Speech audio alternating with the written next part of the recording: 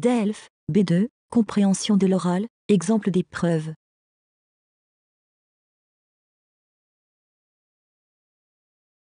Consigne générale. Ministère de l'Éducation nationale, Centre international d'études pédagogiques. DELF niveau B2 du cadre européen commun de référence pour les langues, épreuve orale collective. Vous allez écouter plusieurs documents. Avant chaque écoute, vous entendez le son suivant. Pour répondre aux questions, cochez la bonne réponse. Exercice 1. Vous allez écouter 2 fois un document. Vous écoutez une émission à la radio. Lisez les questions. Écoutez le document, puis répondez.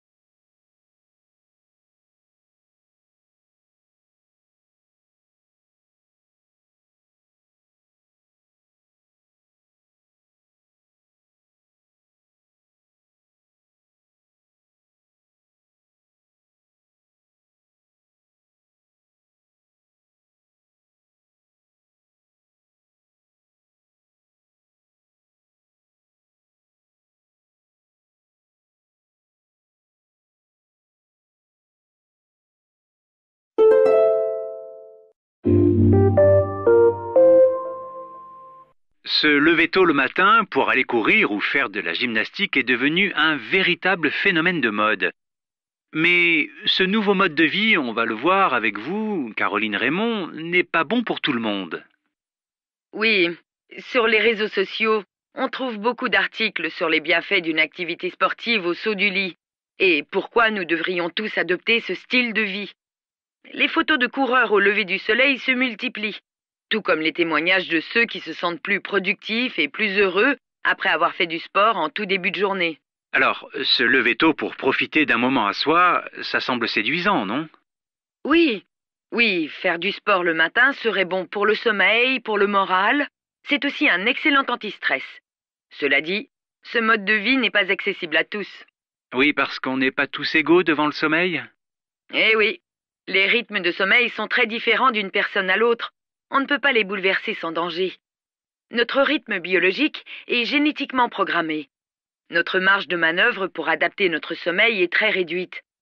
Pour 20% de la population, se lever tôt peut être une véritable torture et provoquer des troubles du sommeil. Et les sportifs de haut niveau, Caroline, ils se lèvent aussitôt que ça pour s'entraîner? Alors, non, pas forcément, parce que eux, ils ont du temps pour s'entraîner. Et ce sont plutôt de gros dormeurs. Ils ont besoin de plus de 9 heures de sommeil pour se sentir bien. Dormir n'est pas un signe de paresse. C'est une phase indispensable pour la récupération. Et donc, la prévention des blessures. Et puis, le matin n'est pas forcément le moment le plus productif. Une étude a démontré que les personnes qui se lèvent tôt sont les plus performantes vers midi, alors que ceux qui se couchent tard atteignent leur moment de pleine forme vers 20 heures le soir. Se lever tôt répond plutôt à une norme sociale.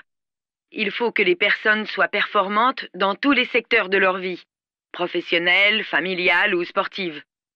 Arriver au bureau en ayant déjà fait 1 heure de course à pied, eh bien, ça vous donne une supériorité psychologique sur les collègues qui se lèvent plus tard. Donc, les personnes qui se lèvent tard ne doivent pas forcer leur nature et s'obliger à se lever tôt? Eh bien oui, il n'y a pas de raison de culpabiliser lorsque les réveils le matin sont difficiles. Il ne faut pas oublier que la pratique matinale du sport est un luxe. Ceux qui travaillent très tôt ou ceux qui travaillent de nuit sont exclus de ce mode de vie. Et puis, faire du sport en fin de journée, c'est aussi avantageux. Faire du sport en soirée est une activité de relaxation qui peut agir sur la qualité du sommeil. Il faut donc adapter la pratique de son sport à ses besoins. Le pire choix, finalement, ce serait de rien faire du tout.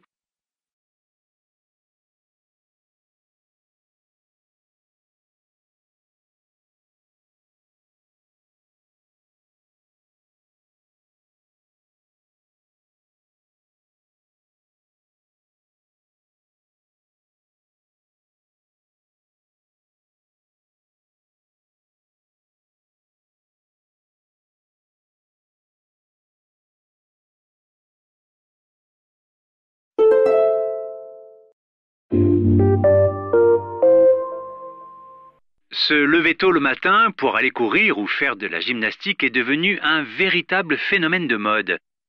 Mais ce nouveau mode de vie, on va le voir avec vous, Caroline Raymond, n'est pas bon pour tout le monde. Oui, sur les réseaux sociaux, on trouve beaucoup d'articles sur les bienfaits d'une activité sportive au saut du lit et pourquoi nous devrions tous adopter ce style de vie. Les photos de coureurs au lever du soleil se multiplient, tout comme les témoignages de ceux qui se sentent plus productifs et plus heureux après avoir fait du sport en tout début de journée. Alors, se lever tôt pour profiter d'un moment à soi, ça semble séduisant, non? Oui, faire du sport le matin serait bon pour le sommeil, pour le moral. C'est aussi un excellent anti-stress. Cela dit, ce mode de vie n'est pas accessible à tous. Oui, parce qu'on n'est pas tous égaux devant le sommeil. Eh oui, les rythmes de sommeil sont très différents d'une personne à l'autre. On ne peut pas les bouleverser sans danger. Notre rythme biologique est génétiquement programmé. Notre marge de manœuvre pour adapter notre sommeil est très réduite. Pour 20% de la population, se lever tôt peut être une véritable torture et provoquer des troubles du sommeil. Et les sportifs de haut niveau, Caroline, ils se lèvent aussitôt que ça pour s'entraîner? Alors, non, pas forcément, parce que eux, ils ont du temps pour s'entraîner. Et ce sont plutôt de gros dormeurs. Ils ont besoin de plus de 9 heures de sommeil pour se sentir bien. Dormir n'est pas un signe de paresse. C'est une phase indispensable pour la récupération. Et donc, la prévention des blessures. Et puis, le matin n'est pas forcément le moment le plus productif.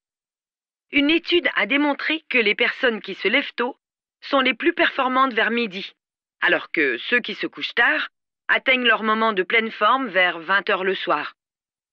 Se lever tôt répond plutôt à une norme sociale.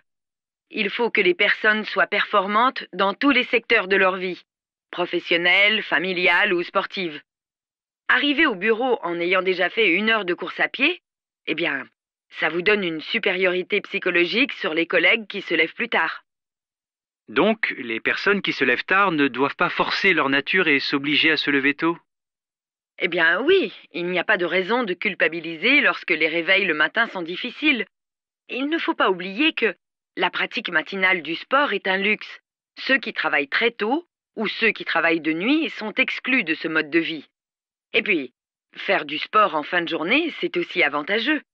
Faire du sport en soirée est une activité de relaxation qui peut agir sur la qualité du sommeil. Il faut donc adapter la pratique de son sport à ses besoins. Le pire choix, finalement, ce serait de rien faire du tout.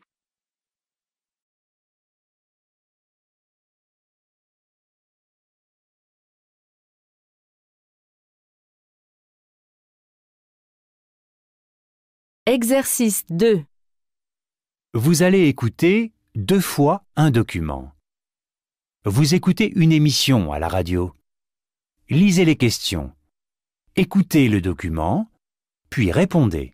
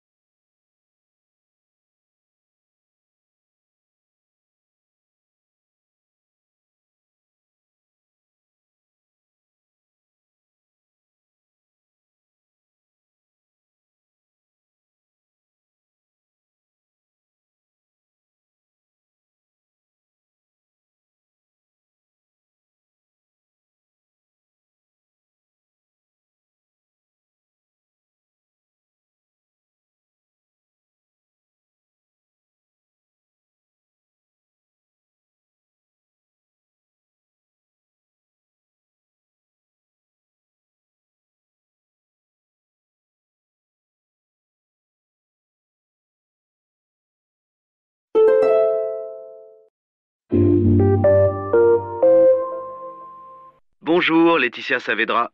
Bonjour Marc.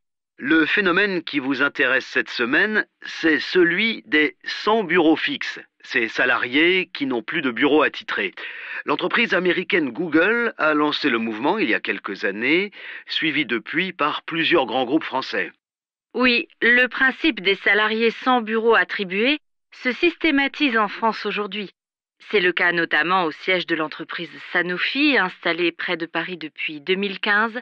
Ici, plus personne n'a de bureau attitré, et chaque jour est une compétition pour obtenir un bureau. Le premier arrivé est le premier servi. Les employés arrivent le matin sur un espace commun à toute l'équipe et chacun se met là où il le souhaite, y compris les chefs qui n'ont plus de bureau. Alors, pourquoi ne pas donner de bureau attitré aux salariés? 2 raisons à cela. La première, c'est une raison économique. Il faut optimiser l'utilisation des bureaux occupés en moyenne à 60% du temps. Et puis, la deuxième raison, c'est que ce système est censé renforcer l'esprit d'équipe et la capacité d'adaptation des salariés. La conséquence de ces économies, c'est que les entreprises prévoient systématiquement moins de postes de travail que d'employés. Chez Sanofi, par exemple, c'est 8 postes pour 10 employés. Alors, comment ça se passe concrètement pour les salariés? Eh bien, ce n'est pas toujours facile. Ils s'installent là où il y a de la place et parfois, il n'y en a pas. Il arrive que certains rentrent chez eux. Autre problème, l'utilisation des salles de réunion qu'il faut réserver et qui sont très convoitées. Parfois, des employés bloquent leur place dans ces salles de réunion en y laissant leur sac ou leur manteau pendant qu'ils partent en rendez-vous à l'extérieur. Le moindre espace disponible est occupé et cela peut créer des tensions entre collègues. Et que pensent les salariés de cette organisation du travail? Cela varie en fonction des générations. Les jeunes s'adaptent à cette situation, mais les plus âgés se plaignent du bruit, de problèmes de concentration. Certains ont même peur de ne plus avoir leur place dans l'entreprise. Ce nouveau mode d'organisation va donc provoquer d'autres bouleversements, non? Oui, les outils numériques permettent déjà de travailler de chez soi ou d'un bureau partagé, mais un concept va encore plus loin aux États-Unis. Il s'agit des hôtels de travail qui proposent à la fois un lieu de vie et un lieu de travail, avec une frontière entre la vie professionnelle et la vie personnelle de plus en plus réduite. Une nouvelle forme de travail sans limite de temps ou d'espace, c'est peut-être ce qui nous attend avec des employés hyper flexibles qui pourront travailler n'importe où et à n'importe quelle heure.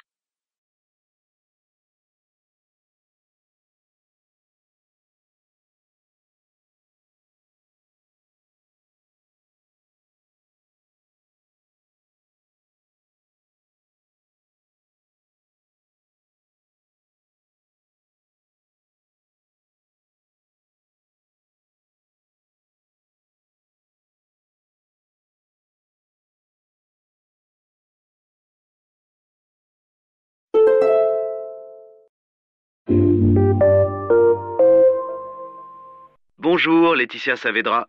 Bonjour Marc. Le phénomène qui vous intéresse cette semaine, c'est celui des sans bureaux fixes, ces salariés qui n'ont plus de bureau attitré. L'entreprise américaine Google a lancé le mouvement il y a quelques années, suivi depuis par plusieurs grands groupes français.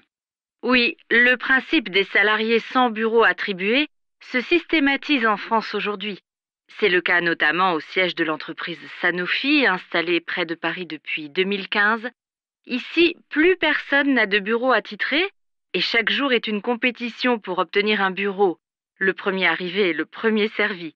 Les employés arrivent le matin sur un espace commun à toute l'équipe et chacun se met là où il le souhaite, y compris les chefs qui n'ont plus de bureau. Alors, pourquoi ne pas donner de bureau attitré aux salariés? 2 raisons à cela. La première, c'est une raison économique. Il faut optimiser l'utilisation des bureaux occupés en moyenne à 60% du temps. Et puis, la deuxième raison, c'est que ce système est censé renforcer l'esprit d'équipe et la capacité d'adaptation des salariés. La conséquence de ces économies, c'est que les entreprises prévoient systématiquement moins de postes de travail que d'employés. Chez Sanofi, par exemple, c'est 8 postes pour 10 employés. Alors, comment ça se passe concrètement pour les salariés? Eh bien, ce n'est pas toujours facile. Ils s'installent là où il y a de la place et parfois, il n'y en a pas. Il arrive que certains rentrent chez eux. Autre problème, l'utilisation des salles de réunion qu'il faut réserver et qui sont très convoitées. Parfois, des employés bloquent leur place dans ces salles de réunion en y laissant leur sac ou leur manteau pendant qu'ils partent en rendez-vous à l'extérieur. Le moindre espace disponible est occupé et cela peut créer des tensions entre collègues. Et que pensent les salariés de cette organisation du travail? Cela varie en fonction des générations. Les jeunes s'adaptent à cette situation, mais les plus âgés se plaignent du bruit, de problèmes de concentration.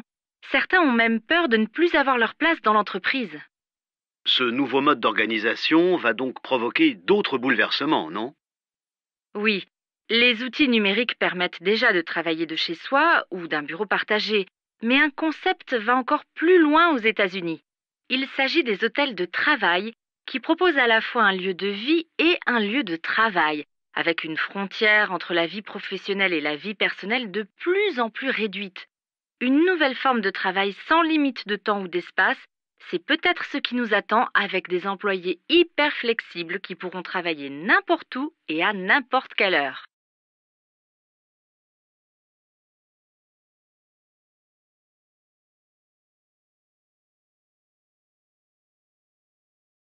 Exercice 3. Vous allez écouter une fois 3 documents. Document 1. Lisez les questions. Écoutez le document, puis répondez.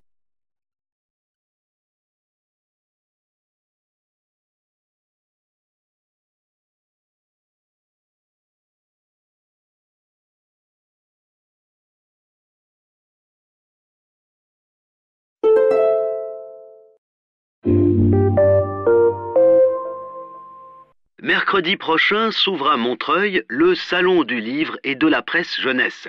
C'est donc l'occasion pour nous de vous faire découvrir un projet destiné aux jeunes. Écoutons Elsa Maudet. Elle est journaliste à Libération où elle a cofondé il y a 2 ans Le Petit Libé, une version hebdomadaire du quotidien consacrée aux 7-12 ans. J'ai l'impression que la presse jeunesse est en plein développement, car jusqu'à maintenant, on n'avait que les magazines de divertissement habituels, qui sont là depuis 20 ans et qui font très bien leur travail, mais qui étaient un peu tout seuls, on va dire. Mais maintenant, on en trouve de nouveaux, plus centrés sur l'actualité et qui plaisent tout autant aux enfants. D'un côté, on s'est rendu compte qu'il y avait une vraie attente de leur part concernant l'information, et d'un autre côté, avec le journal que nous proposons aux enfants, on a voulu montrer que c'est un milieu où on peut aussi s'amuser et faire des choses sympas. En tout cas, j'espère que ce développement de la presse jeunesse va aider les enfants à pouvoir analyser l'actualité de façon critique et à grandir avec une image différente de ce métier.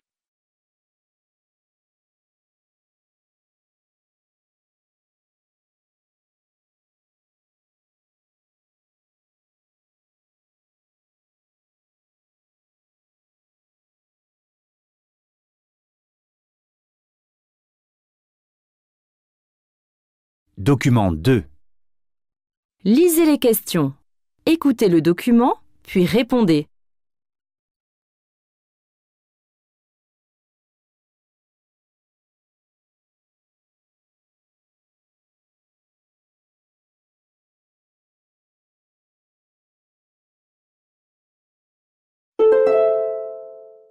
Malgré le succès grandissant des jeux vidéo, près de 20 millions de jeux de société sont vendus chaque année en France. Ce phénomène est dû au fait que les sociétés modernes ont rendu les individus libres et autonomes, mais elles les ont beaucoup isolés aussi.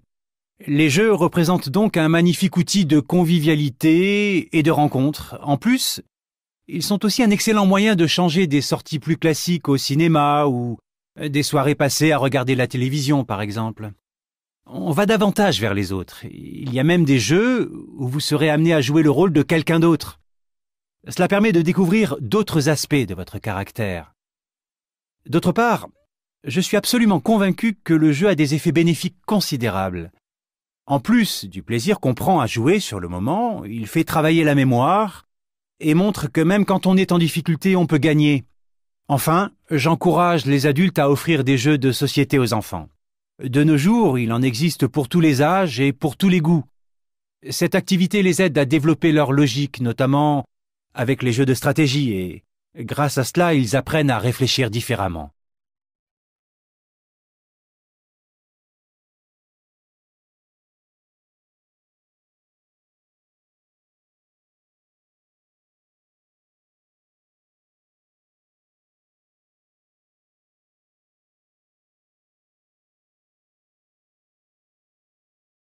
Document 3. Lisez les questions. Écoutez le document, puis répondez.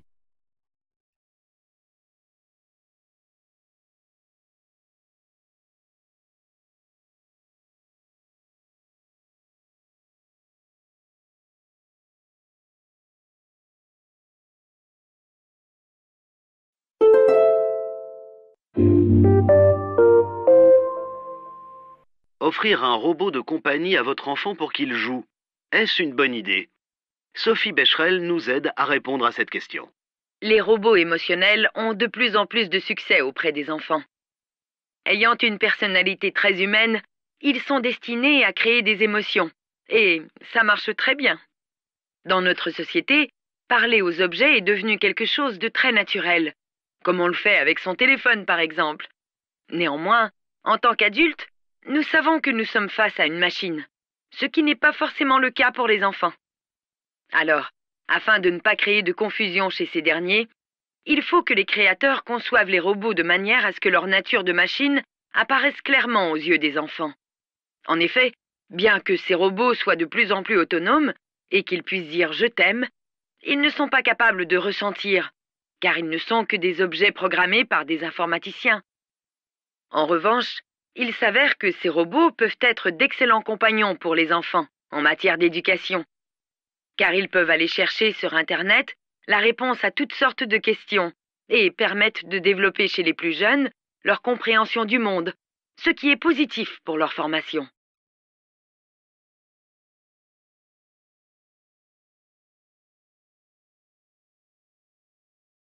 Le corrigé sera bientôt disponible sur ma chaîne YouTube.